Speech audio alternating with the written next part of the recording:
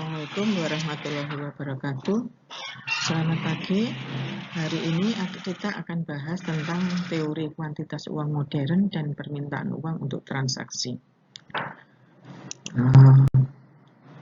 Kita lihat dulu apa itu pengertian atau definisi teori kuantitas uang modern, kemudian bagaimana konsep dasar dari teori kuantitas modern, kemudian apakah ada implikasi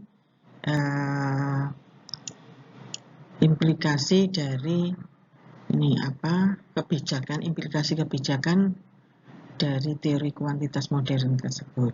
Yang pertama, definisinya, teori kuantitas uang modern itu menjelaskan hubungan antara jumlah uang beredar, tingkat harga, dan aktivitas ekonomi. Jadi ada 3 kegiatan atau yang kita lihat, ada variabel uang beredar, ada variabel tingkat harga, dan ada kegiatan ekonomi. Kemudian apa konsep dasar dari teori kuantitas uang modern ini? Bahwa konsep dasar dari teori kuantitas uang modern itu adalah perubahan dalam jumlah uang beredar yang akan mempengaruhi atau berpengaruh terhadap tingkat harga dan aktivitas ekonomi dalam jangka yang panjang. Nah, itu konsep dasar dari teori kuantitas uang modern. Teori ini menjadi lebih berarti atau lebih ada efeknya terhadap kebijakan moneter, yaitu untuk apa? Bahwa teori ini untuk mengendalikan inflasi dan akan mendorong pertumbuhan ekonomi. Ya. Kemudian faktor-faktor apa yang mempengaruhi permintaan uang untuk transaksi itu?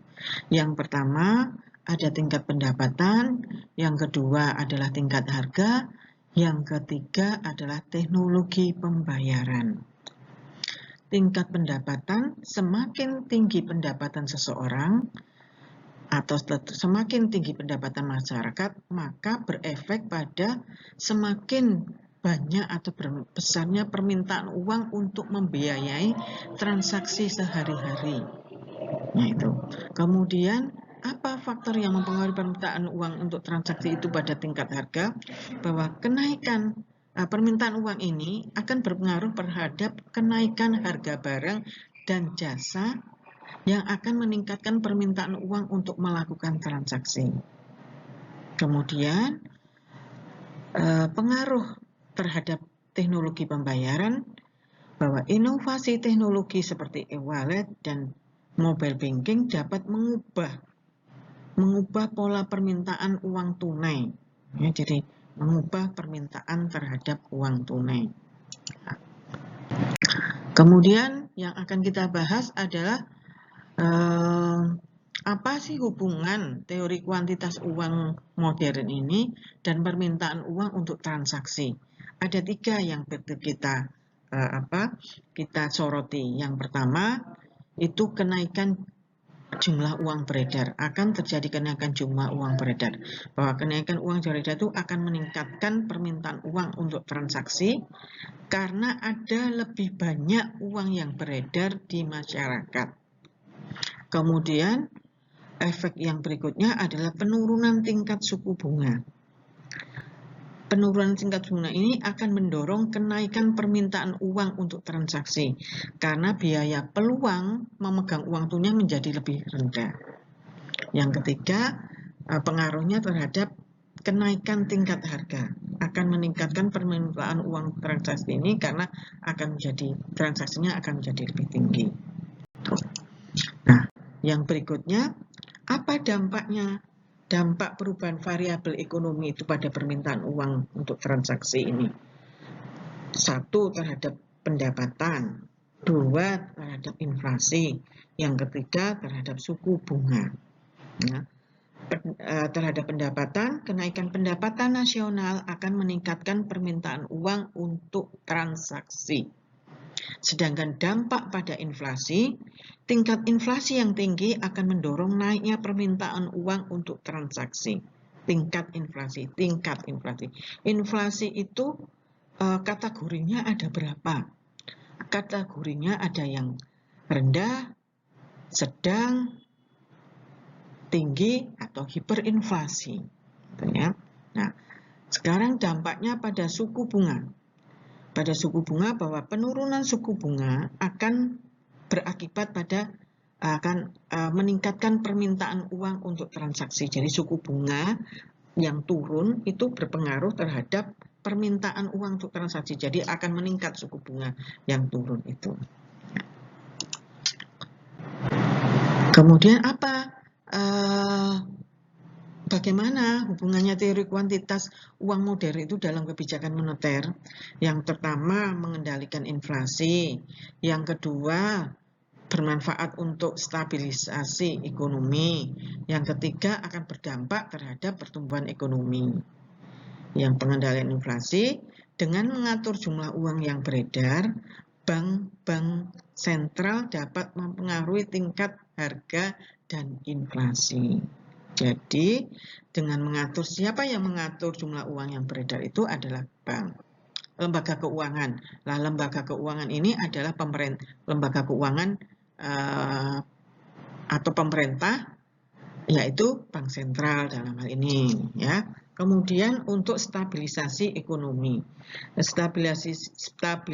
Stabilisasi ekonomi ini bahwa kebijakan moneter yang didasarkan pada teori kuantitas uang modern dapat membantu menjaga stabilitas ekonomi. Ya.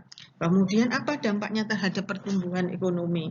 Terhadap pengelolaan ekonomi bahwa pengelolaan jumlah uang yang beredar yang tepat dapat mendukung pertumbuhan ekonomi yang berkelanjutan, gitu ya.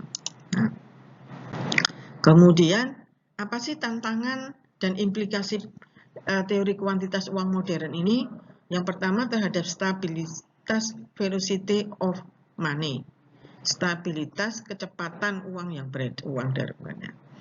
Asumsi stabilitas velocity of money itu tidak selalu terpenuhi dalam prakteknya, sehingga mempengaruhi prediktabilitas kebijakan. Kebijakan apa di sini? Artinya adalah kebijakan moneter. Ya. Nah, kemudian apa perannya terhadap teknologi pembayaran? Inovasi teknologi pembayaran dapat mengubah pola permintaan uang, terutama uang tunai, sehingga membutuhkan penyesuaian kebijakan. Kebijakan ini adalah kebijakan moneter, ya, diperlukan penyesuaian kebijakan. Nah, karena seperti saat ini teknologi pembayaran itu sudah banyak sekali. Kita bisa menggunakan mobile banking, kita bisa menggunakan e-wallet itu yang itu akan membutuhkan penyesuaian kebijakan.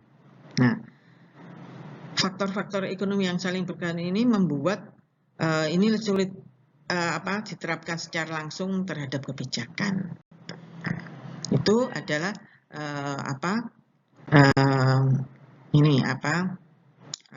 teori kuantitas uang modern itu. Nah, sekarang apa kesimpulannya dan apa rekomendasinya? Bahwa perkembangan teori kuantitas uang modern ini akan terintegrasi dengan teori yang lain. Akan mengombinasikan teori kuantitas uang modern dengan teori ekonomi lain dapat memberikan pemahaman yang lebih komprehensif. Kemudian akan bisa menyempurnakan asumsi dengan memperbaiki asumsi dasar teori agar lebih sesuai dengan kondisi ekonomi saat ini. Karena tadi kalau teori ini munculnya beberapa puluh tahun yang lalu, kemudian saat ini sekarang sudah berubah, nah itu perlu penyempurnaan asumsi. Nah, kondisi ini, asumsi ini bisa terrealisasi